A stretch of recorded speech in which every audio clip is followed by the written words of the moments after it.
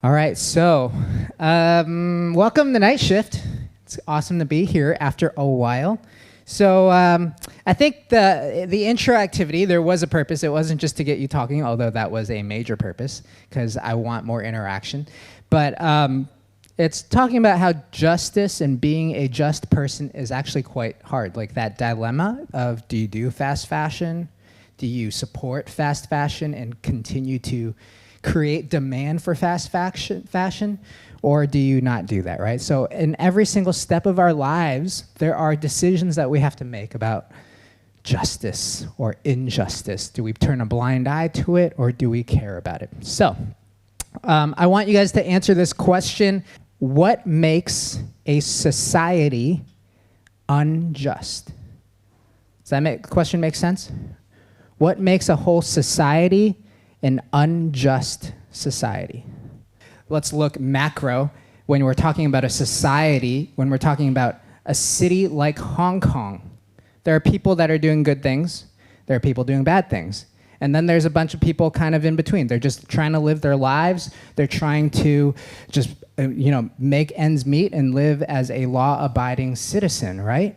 And if you take a look at your own day-to-day, what you do on a daily basis, like, you're mostly doing good things. I mean, you're here at church on a Friday night, so like, you're a pretty good person, you know? And even people who get into seedier things, they'll say, well, at least I'm not like hurting anybody, so I'm like a good person. But is that really the gauge that we have for whether a society is just or unjust? You get my question? And so even with the different institutions that we have in our city, some are doing good, some are doing bad, some are just plain ineffective, right? But all of these institutions historically have been established because they're trying to bring about good. But over time, perhaps they have lost their way. They've gotten sidetracked, or they focus so much on making profits, and then they're hit with a bunch of scandals, and then they lose the trust of the people. But is it really the institution itself that is evil and corrupt? Let's just take, as you were mentioning, the institution of education. If you went to college in the US like I did, one of the biggest, most prominent issues that we have with the educational system, the institution of education in America, is the rising cost of tuition. Now, I have friends who have to take like 2/3 of their paycheck every single month to pay off their student loans, and they have to continue doing that for 20 more years. Now, that's not right. But is that the institution's fault? Well, they have professors they have to pay. They have administrators they have to pay. They have buildings that need redevelopment. You know, the cost of running a school has increased over the years, right? And then there is just the market forces working on education. There's such huge demand to go to school. And then on top of that, a lot of institutions are losing public funding. That means schools that used to be reliant upon the government for funding are now reliant upon tuition for their funding. And so these are all these different factors that play into this central issue of the rising cost of education. But is it the school's fault? Is it the school's fault, or is it just doing what it has to do to survive? You see, one of the things I feel like we have lost as a society, in particular as a generation, is to see the nuance of things. We are too quick, I feel, to boil down really, really complicated issues into something that is black or white. And so we'll jump the gun. You know, I asked, is society unjust? Is Hong Kong unjust? And you'll say, yeah, we're unjust. My pushback to you is this: why? Why are we unjust? And so that's what the book of Isaiah is going to help us understand. Amidst this this nuance of black, white, and a lot of gray, in this gray area where we live, people doing good, people doing bad, most people living okay, institutions doing good, but they're forced to act badly. Amidst this whole mess of grayness, how does a whole society, how does a whole city be classified as unjust? Whole society, how does that happen for a whole society? And so we're going to be in Isaiah chapter 1. You got your Bibles, pull it out. If you have it on your phones, that's okay too. Isaiah chapter 1, we're going to dive in right away, really quickly. So yell out the page number once you get to it. What's the page number? What is it?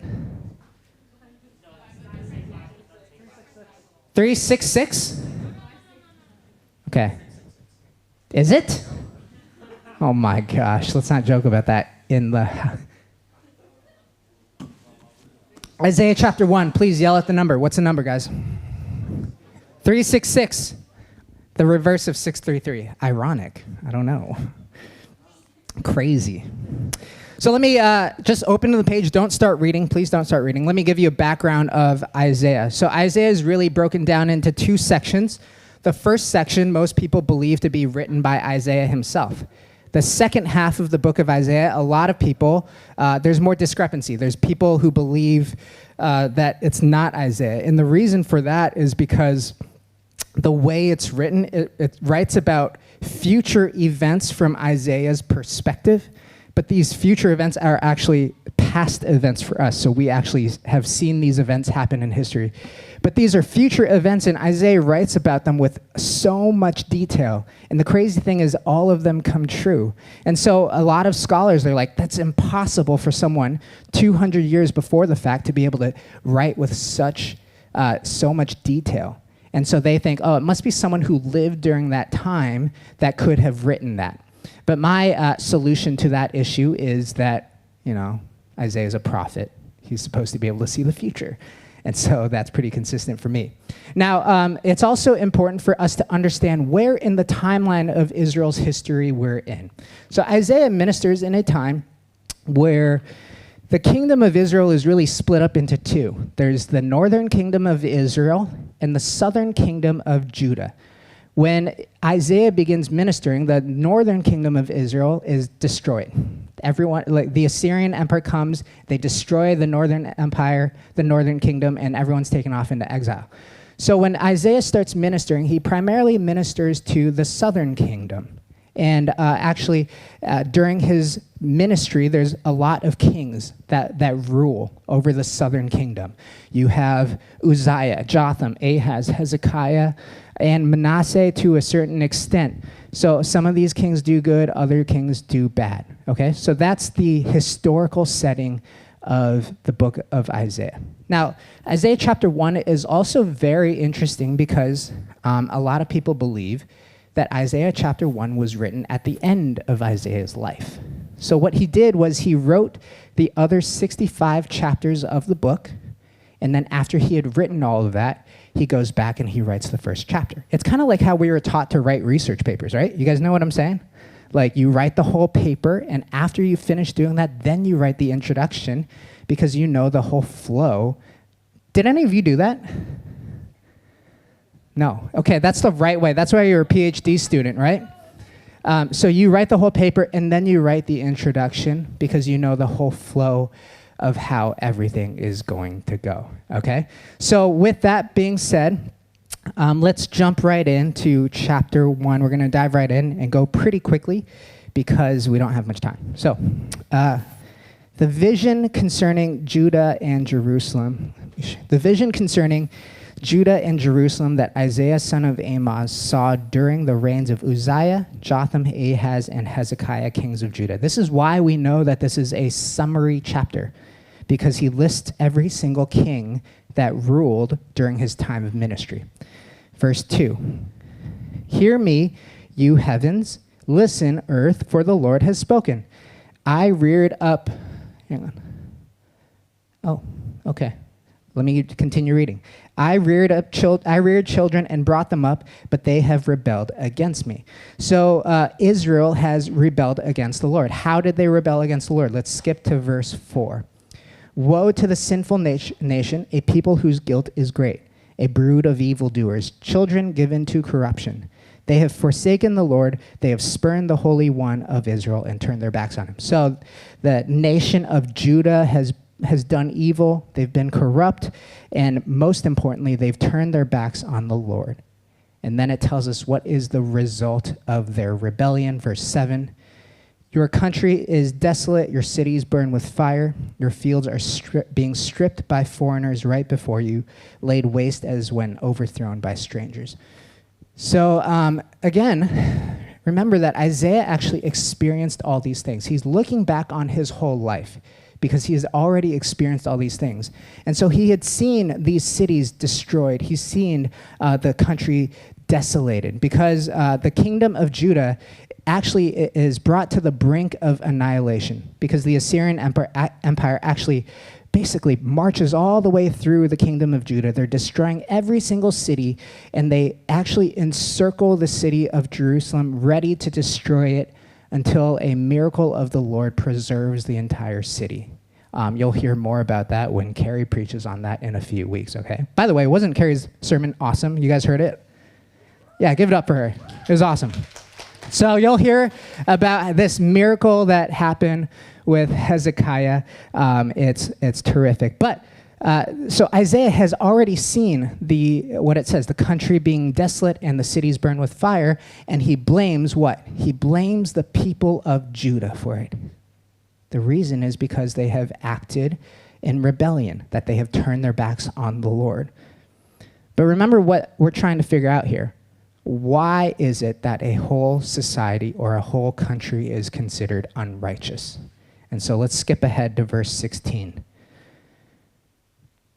Wash and make yourselves clean. Take your evil deeds out of my sight. Stop doing wrong.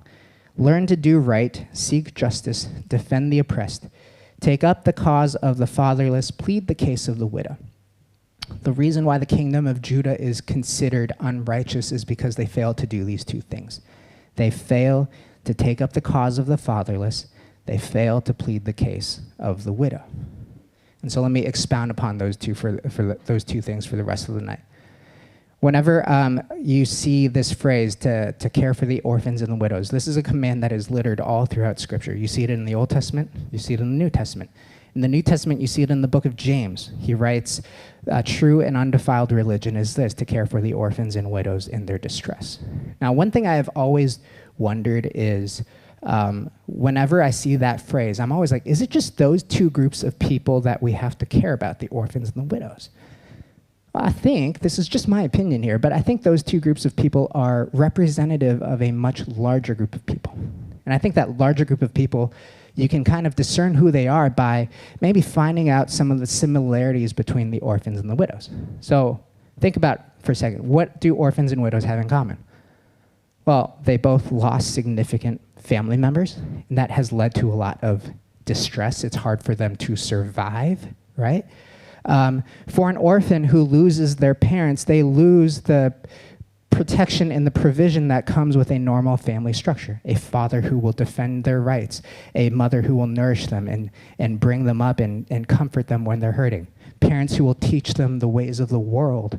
Parents who will cheer for them when they accomplish something great. An orphan loses all of that.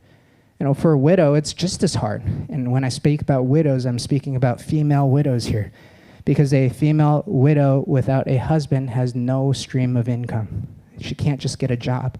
She can't own property. She loses every form of income. And tack onto that, the fact that she's society will view her with suspicion because, she might be cursed.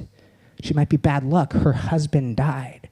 And so for all those reasons, widows are pushed to the margins of society. And so when you think of orphans and widows, you think of people it's anyone who is vulnerable, who is helpless, who needs protection and provision. It could be your colleague. It could be your classmate. It could be your friend. You could be sitting in here right now. And so for us to be a people of justice, for us to be a city that stands up for justice, you can't forget those types of people. And so the verse also says the verb that we're supposed to do, we are to take up their cause. We are to plead their case. Both of these essentially mean the same thing. Advocate for them. Advocate for them. Now, when I say the word advocate, what I thought about was, let's go protest. Let's go and march and spread the news. Let's make sure people are aware of the issues that are plaguing our society. Let's march. Or I think about, let's use the collective power of assembly to pressure local government to make policy change.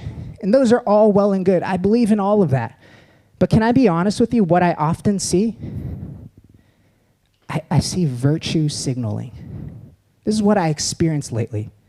I experience a lot of people who are virtue signaling. What is virtue signaling? When something happens, when something terrible happens, everyone is pissed off, everyone is mad. And then you see a thing pop up on social media. People are putting filters on top of their photo. And so you think, oh, that's cool, so you do it. And it feels good because you're joining into the cause, you're standing up for justice, and all you had to do was put a filter on your photo, your social media photo, and you do nothing else. That's virtue signaling. Virtue signaling is when you're presenting an image of yourself as being virtuous, as being someone that cares about justice, but deep down, all you really care about is for your image, to preserve your image. And so if you find yourself on Reddit arguing with other people, but that's all you do nothing else, that's virtue signaling. If you find yourself joining in a protest because all your friends are doing it, and it's a great day, it's a fun day, you do it all together, but you don't do anything on the other 364 days of the year, you might be virtue signaling. And so I'm not knocking protesting. I'm very supportive of protesting. I'm knocking this idea that we do this ultimately for ourselves. We do it for us to feel good. Because ultimately, I believe that when you advocate for someone, what it means is that you use your power and you use your position for the sake of other people. And often it comes at personal cost. It requires sacrifice. It means putting yourself on the line for the sake of other people who cannot help themselves. That's true advocacy. Now, I admire people who adopt and foster children. I've been so inspired to watch Pastor Brett and Shannon foster a young baby girl for the past 2 years. And guys, they're not like young. They're not like 30 years old. They're old, okay? But they're doing all these young baby things. They're like midnight feedings, sleepless nights, emergency hospital runs. They're using all their money on baby and formula. I know how that feels because I'm going through that with my own child, but they're doing it for some baby who will be taken away from them. And when this baby is taken away from them, they can't continue in relationship with them. And then on top of that, they just became empty nesters. They just saw they did 20 to 30 years of parenting. They just saw all 4 of their kids leave the house, find a job. If that were me, I would go traveling the world, but they instead decided to foster a child. That's true justice. True justice comes with sacrifice where there's no personal gain. You can't just signal that you care about something. You care about the helpless and the marginalized. You have to sacrifice. You have to sacrifice in order to take up their cause. Listen, we as young adults need to hear this, please. If you only pay attention to one word I say, listen to this. I feel like we virtue signal about every single cause, about every single injustice, and then we will walk by someone in desperate need on the streets, and we will not even notice them. We need to do better. Seriously. The people of Israel didn't. They failed to do this. In fact, this is what Isaiah says, verse 21. See how the faithful city has become a prostitute. She once was full of justice.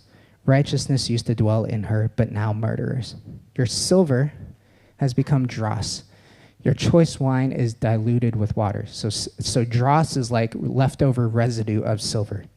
And what they do is they put that on like broken pieces of pottery or like really cheap pieces of pottery to make it look fancy and shiny. But it's really just fake. And it's the same with wine that's diluted with water. You give the appearance that you have an abundance of wine, but it's all fake. It's all watered down. And this is what Israel's justice was like. It was all fake. They said they cared about people. They said they cared about people on the margins, but deep down, they didn't really care at all. And then we know that because of the next verse. Your rulers are rebels, partners with thieves. They all love bribes and chase after gifts. They do so. Beneath the veneer, beneath the face of wanting to do justice, are a group of people that were only interested in themselves. They could have used their power and their position to help those in need, but they used their power and position to steal from those in need. And that leads us to the final and most important verse. They do not defend the cause of the fatherless. The widow's case does not come before them. They were so preoccupied with themselves that they failed to defend or even notice the marginalized and those who are hurting. Listen, we are so preoccupied with ourselves that we do not defend or even see the orphans and the widows. So are we unjust? Yeah. Is our society unjust? Yes. But the question I posed in the beginning is, why are we unjust? And it's because of this. We're so fixated on ourselves that we don't even notice our fellow man or woman who is suffering. Our whole societies are built on this concept, this value of the pursuit of happiness. I happen to be American, so it's written in our Constitution, the pursuit of happiness. I'm not sure if it's here in Hong Kong as well. You can correct me if I'm not. If it's not written in the legal code here, definitely not here. There is definitely an unspoken value, the pursuit of happiness. But listen to me. I feel, this is my opinion, but I feel that this is the value that is at the core, the center of why all of our collective societies, no matter where you're from, whether you're from Malaysia, India, America, Europe, all of our collective societies are unraveling. Because we make this value the pursuit of personal happiness, and it causes us to completely ignore or miss those on the margins. And so this is what Isaiah says, because Israel did exactly that, and their lands became decimated, and their cities were destroyed. And that wasn't even the end for them. Verse 25. I will turn my hand against you. I will thoroughly purge away your dross and remove all of your impurities. I will restore your leaders as in days of old, your rulers as at the beginning. Afterward, you will be called the city of righteousness, the faithful city. So Jerusalem does get restored, but it will be through purging and through judgment. And actually, through Israel's history, we actually see that happen. The southern kingdom of Judah is eventually conquered by Babylon. They are taken into exile for 70 years. And after those 70 years, a small contingent, a remnant of them come back, and they establish the city of righteousness. They actually do for a short while. It says that Ezra gets up and he reads the book of the law, and he reestablishes the law and he enforces them. And actually, among those laws are provisions to care for the orphans and the widows. And then Nehemiah gets up and he makes reforms across the whole kingdom to redistribute all the resources so that the poor are not exploited. And so they become, for a very short while, the city of righteousness. But just for a short while. Because from this point until the time of Jesus, they fail. Now, the Bible doesn't tell us what happens, but you can read extra biblical material, histories. It'll tell you what happens. Essentially what happens is that the kingdom of Judah, the Jewish people, they get so afraid of going into exile again. They think that the reason why they went into exile is because they couldn't uphold the law, which is true. And so they get so afraid of going into exile again that they said, you know what, this time we're not going to mess up. We're going to make sure we hold to all of these laws. And actually, they created laws on top of laws just to make sure that they don't fall into fall into disobedience again. So the Sabbath laws are a good example of that. You read them in the New Testament. They created some of these laws, like how much can you walk? What can you eat? What can you do on the Sabbath? They have all of these laws to make sure that they never come even close to breaking the law of observing the Sabbath. But in so doing, they became so focused on this version of their law that they again forgot about the orphans and widows.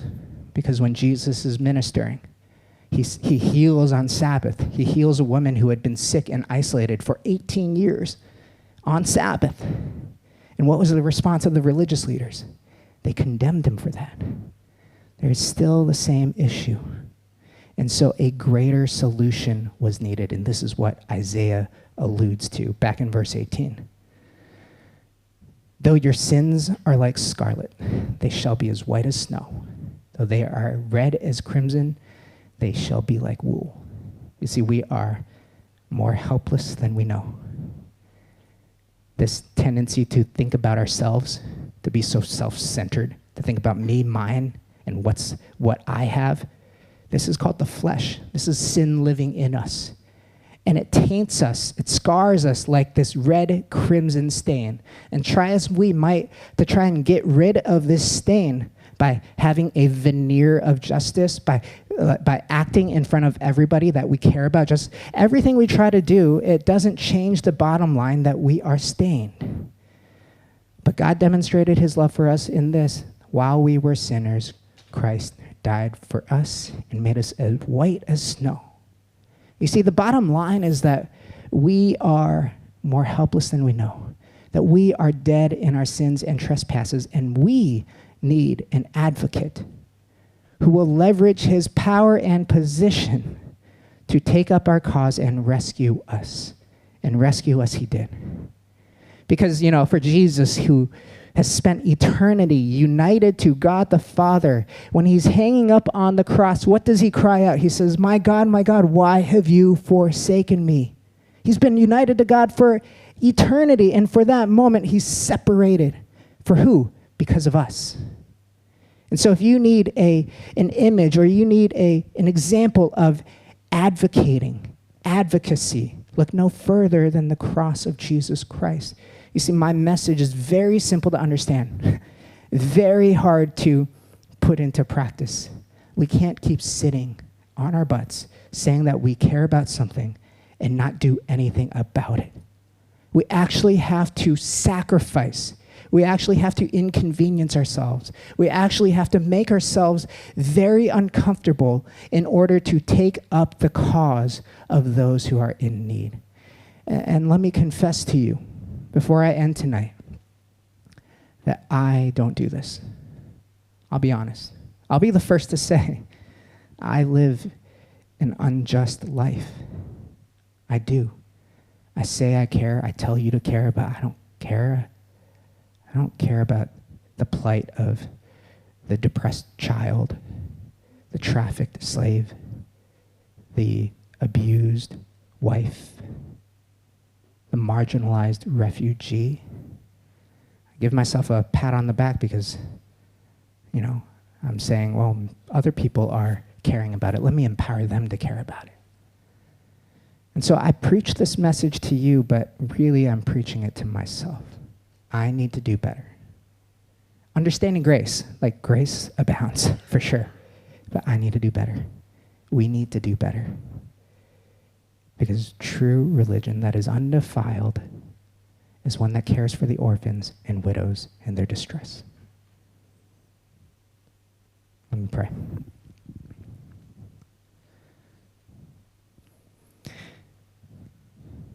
God, we come before you repentant, Lord.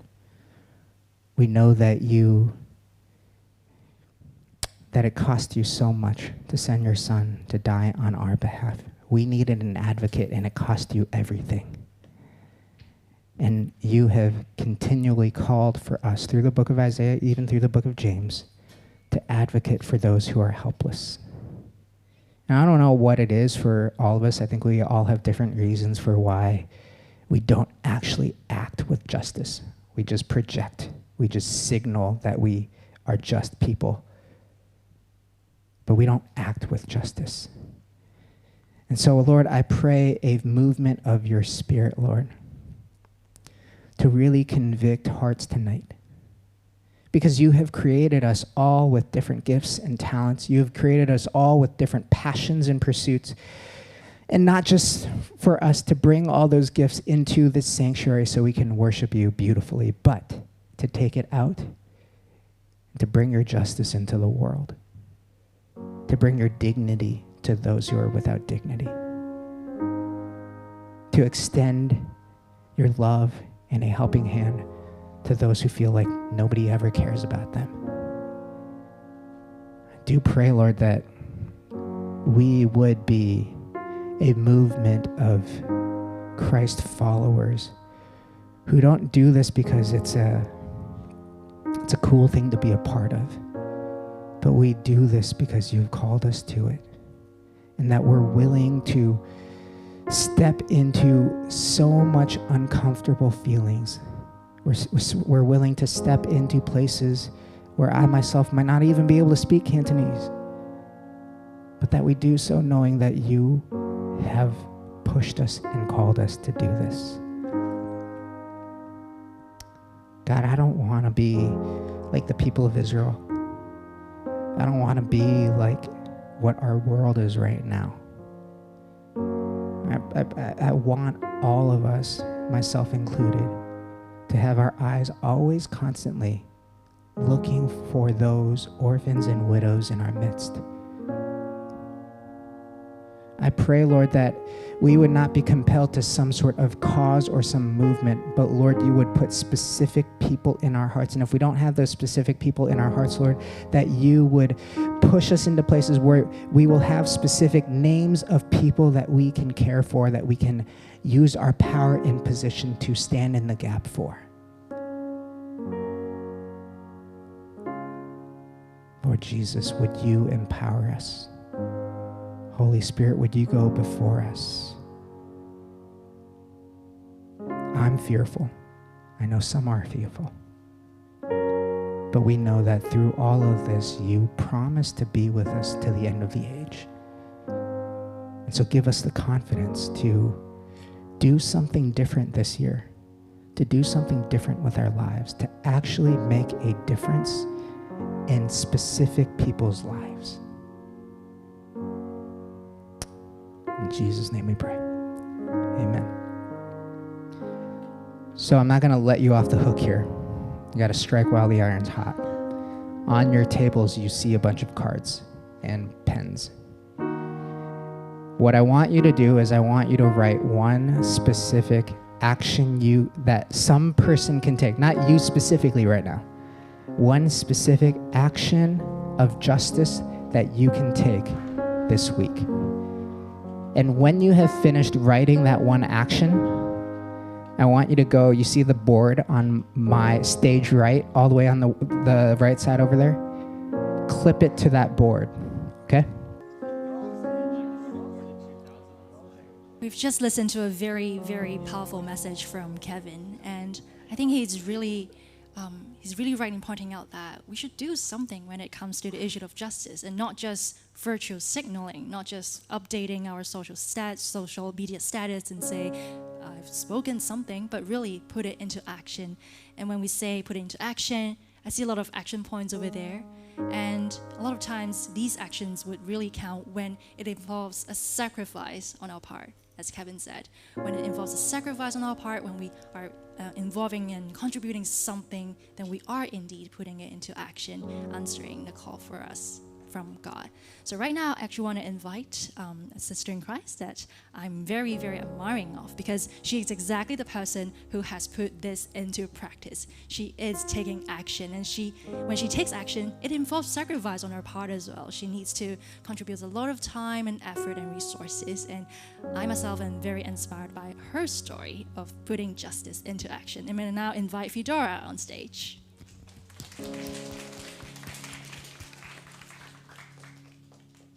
Thank you, thank you. So a few questions to start off. Have you ever felt lost in this commercial world? Ever felt helpless seeing the unfairness in the society? When I first started a social enterprise, I experienced zero income for a few months, but keep serving. God's provision and blessings will come back in unfolded ways. First, let me introduce myself. My name is Fedora. It means blessing from the Bible. It's truly a privilege to share my journey in front of so many young, successful adults here. Thank you, Carrie, for inviting. You may have recognized me at Island Worship Team and dancing at the finale with Pastor Brett last year. It's always lovely to serve at Island with so many energetic souls. A bit more about myself. I am raised in a humble Christian family of 4. We are very blessed to walk in faith. My mom always tells me, donate if you have money. 有錢有能力就去幫人. And I'm very thankful to have the right resources to serve in church, missionaries, and volunteer services since young. One of my major sources of happiness comes from serving. The more I serve, the more I recognize that anyone like us are equipped to serve as long as it's to glorify God. I graduated with a business degree at the University of Hong Kong, and I always wanted to make a difference by utilizing what I learned from business school. Jumping right into investment banking after graduation, I had the pleasure to serve at corporate fellowship that runs Alpha. I ended my career in finance in 2021, and I opened 2 companies, one of which is a restaurant called Major and Minor, which you might have heard. It not only incorporates music, but the hidden meaning of the cafe means majority walks with minority, which aims to walk with the underprivileged. For example, we sold cakes made by SEN and partnered with churches to host lunch fellowships, which is full of God's blessing. By the end of 2022, under God's protection and guidance, I parted ways with restaurant that allowed myself to fully dedicate my time to serve. I started a volunteer team by pulling in my friends and hosted my first birthday charity concert to raise money for the SEN. At start, I experienced zero income and to work a lot, quite burned out in fact, in the charity programs. It was threatening, yet also very rewarding because God's provision is enough. I took this leap of faith to build a social enterprise that helps SEN on job seeking in food and beverage industry. There is a huge social gap, a problem to these SEN of getting a job. But when I get to know them, they're actually far more capable than I thought. And most importantly, they're very loyal and trustworthy. This comes from their pure and honest heart. I feel motivated to fill this gap by empowering them with the right interview and catering skills. And most importantly, we surround them with love. We show them that we do care about them. So throughout this process of operating a social enterprise, I was constantly challenged how to balance social impact while sustaining cash flow. So by definition, social enterprise means a business with social objectives to maximize profits while maximizing benefits to the society. But how is that even possible, as it's fundamentally contradictory between making money and creating social benefit? You can't serve 2 masters at the same time, right, from the Bible. I had this thought repeatedly in my head until I simply let go of this self-debating, but I let go to God and let God do the work. My social enterprise proposal soon got adopted by the SIE funding organization, which some of you may have heard, 豐盛社嘅學會, in 2022, a Christian organization. And I soon kickstarted my project to provide F&B training and job matching for SEN. I felt deeply concerned with their well-being during COVID. They became jobless and even hopeless in these times. Why are these groups so vulnerable when they process the same energy or even better work ethic towards their work compared to us? As a past owner in operating a restaurant myself, my social enterprise seeks to help restaurant owners fill employment gaps to solve their difficulties in finding the right candidate on certain restaurant roles. It turned out much more challenging than I ever expected, from budgeting, coordinating with NGOs, recruiting members, running training, hosting graduation meals, inviting potential employers, countless administrative work behind every successful job matching, continuous hiring support, managing expectations from employers, etc. But it also turned out much more easier than I ever expected, with an amazing group of volunteers pulling this off together. Here I want to thank Ronald. You are definitely my battle companion throughout the whole process. And it's the best thing ever to have so many battle companions in this whole journey.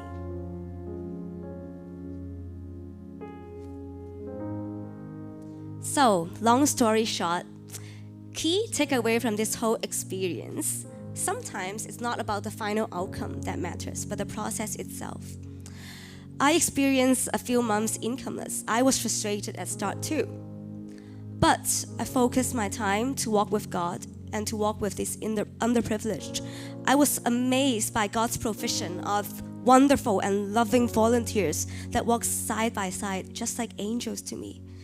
It also opened doors to spreading the gospel. I was so glad when non-Christian volunteers seek to learn about our faith and walk into church because of this. I was so touched and empowered, even the process was difficult. After this whole experience of running a social enterprise, I'm truly humbled to act as consultant today to help different businesses achieve social goals without compromising profits. I work on multiple projects that help underprivileged kids, edge youths, SEN, and elderlies to tackle issues like mental health, unequal rights, or injustice. There's honestly so many and too many ways to serve the society because there's always a need. There's always someone that needs help.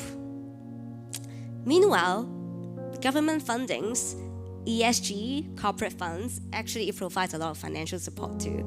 And that's where we could all pool resources together and our team work out how to place the resources. Eventually, you will realize that any opportunity can be turned into serving opportunity and meaningful events. And most importantly, God does all the work as long as we take this leap of faith to respond to God's calling. Whether you are a business owner or an employee or anyone in the society, we could all respond. Sharing with you all my favorite Bible verse: in all your ways acknowledge Him, and He shall direct your paths. May God bless you all. Thank you.